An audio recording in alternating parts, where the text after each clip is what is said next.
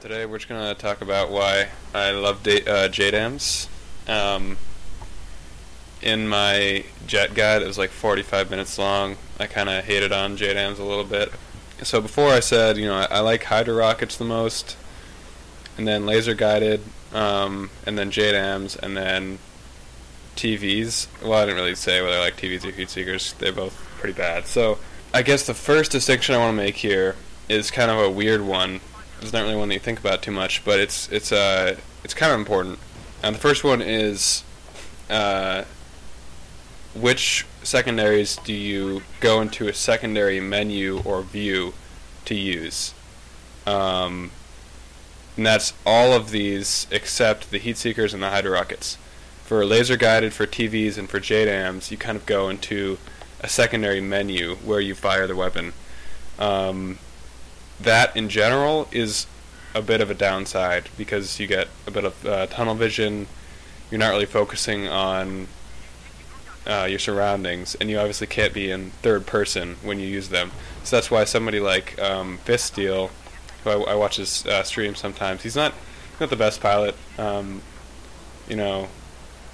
He's not a pro. He would never play competitively, but obviously he's good at farming a ton of kills. He only really flies in third person, and so he has to run Hydras. There's no way in hell he's going to start running JDAMs because he'd have to change his playstyle. And the way he flies now with Hydras does allow him to have a lot more awareness of his surroundings because he always just flies in third person. So you'd have to think about that a little bit. And obviously, if you were stupid enough to run the heat seekers, you could do the same thing. You could always fly around in third person and just use heat seekers without changing your view. Now, the other three, you do have to go into a secondary menu, but for the JDAM bomb, I do think it's worth it.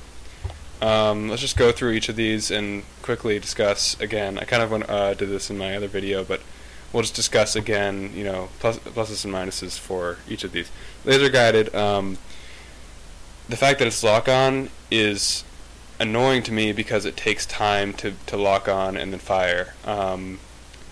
They're also blocked by APS, and also I think there's a negative stigma for using any lock-on weapon. If you use lock-on weapons, you're a huge lock-on scrub. Anyway, heat seekers, as I said before, just the risk is not worth it in any situation. If you're behind somebody and you try and lock onto them, then they're going to react and turn away, and then you'll fire, and then they'll pop flares or ECM. You'll do 0 damage to them when you could have maybe killed them, and then you'll be on the same playing field, and you'll actually be hurting yourself by using heat seekers. It would be better in a lot of cases to not use any secondary than to use heat seekers. Like, even if you're a noob, don't use heat seekers. It's really simple. Hydro rockets, still my second favorite secondary, but honestly, once you get used to JDAMs, you don't go back. These take a little bit to get used to, a little bit of time. You have to lead your targets more, but their advantage lies in the fact that they have a lot of splash damage.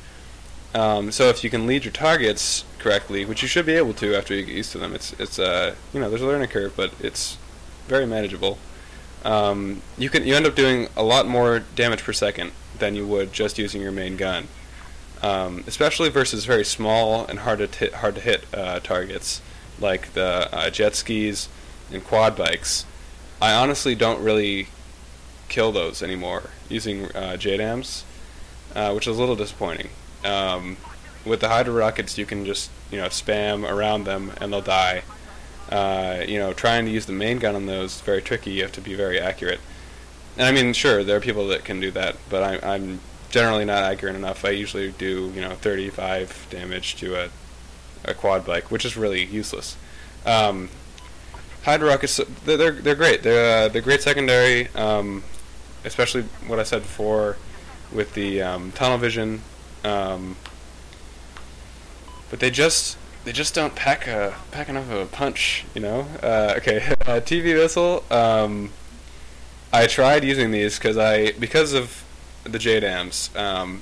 After I got used to JDAMs and I realized how good they were, I realized, you know, maybe I should take another look at TV missiles, because they do kind of have a lot of potential, especially because, like JDAM bombs, they can go through APS. So I tried it. They were fun to use. I'll admit they were definitely fun to use. You know, I wasn't really up against much of anybody good.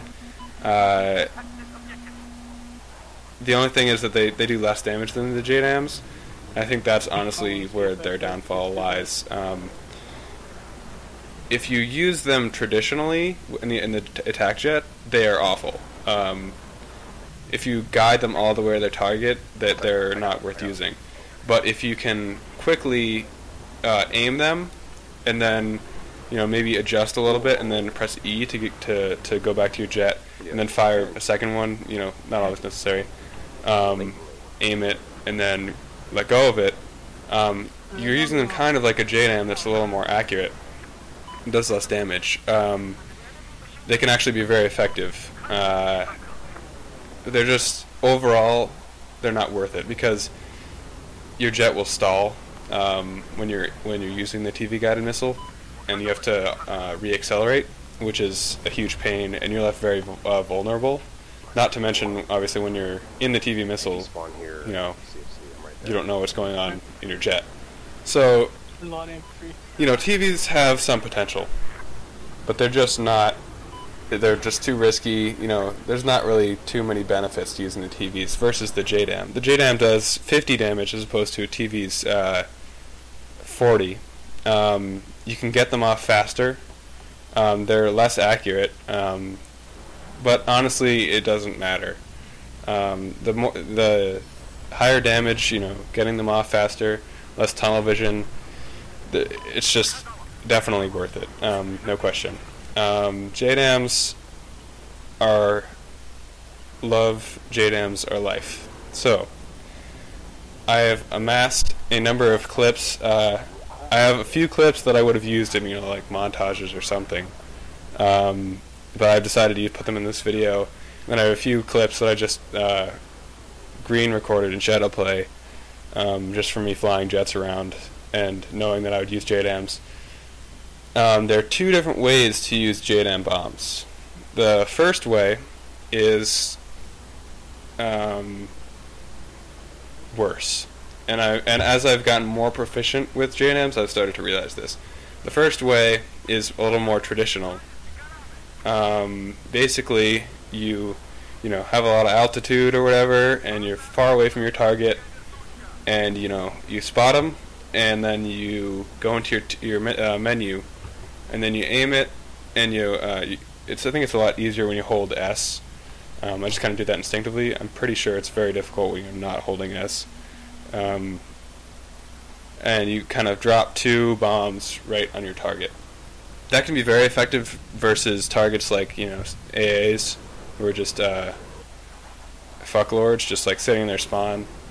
You know, if they're just, you know, sitting there shooting active radar missiles, sure, go ahead. You know, that's still very useful. It's just worse. It's less effective, and it doesn't really cater to the strengths of the JDAM bomb. If you were to lob these across the map, if you were to only do that, I think that running Hydras would be honestly more effective, because you can just more continuously do damage at very long ranges. Although, you know, there's a give and take there.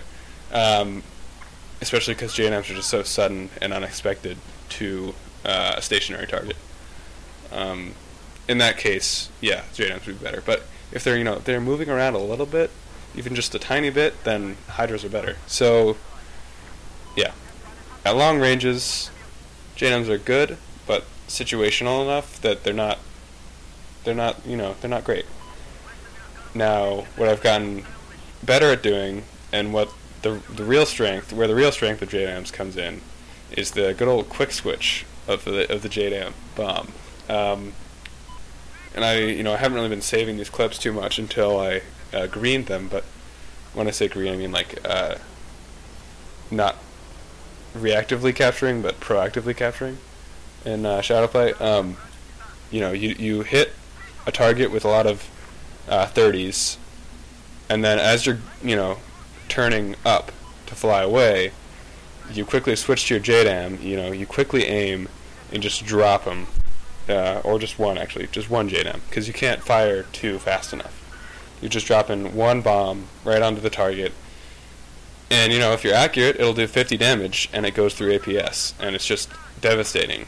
Because you know, with 30s, you can get them down to like 25 a lot of the time. You know, you can, or you can, you know, kill them in one strafe with 30s a lot of the time.